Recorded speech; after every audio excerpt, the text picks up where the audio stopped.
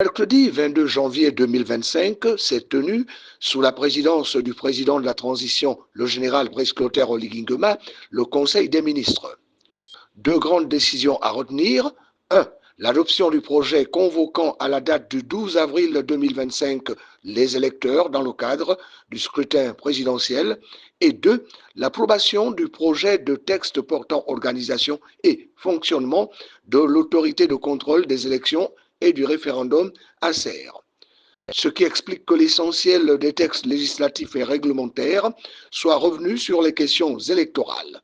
Ainsi, ont été, dans ce contexte, adoptés ceux portés par le ministère de la Réforme et de Relations avec les institutions, portant organisation et fonctionnement de l'autorité de contrôle des élections et du référendum ACER, projet qui vise la création d'une autorité administrative indépendante, non permanente, dénommée Autorité de contrôle des élections et du référendum, dont la mission est de contrôler et assurer le respect de la loi électorale dans la préparation, l'organisation et la gestion des scrutins électoraux et référendaires, conformément aux dispositions du Code électoral.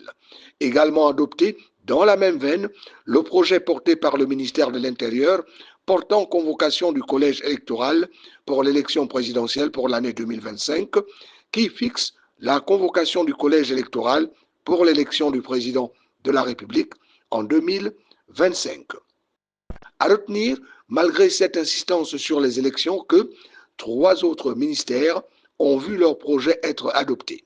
Ce sont ceux des comptes publics et de la dette, de l'économie et de l'énergie, respectivement porteurs des projets d'ordonnance autorisant l'État gabonais à contracter un emprunt de 93 milliards 393 millions 550 000 francs CFA auprès de Cargill Financial Services International pour financer le programme d'urgence de développement communautaire PUDC, de l'économie portant création, attribution et organisation de l'Agence gabonaise pour le développement de l'économie verte, et enfin du département de l'énergie pour la construction d'une centrale thermique à gaz à Mayumba, dans le sud du Gabon, afin de remédier au déficit structurel d'électricité et de répondre à la demande croissante dans les provinces de l'Angounié et de la Nyanga.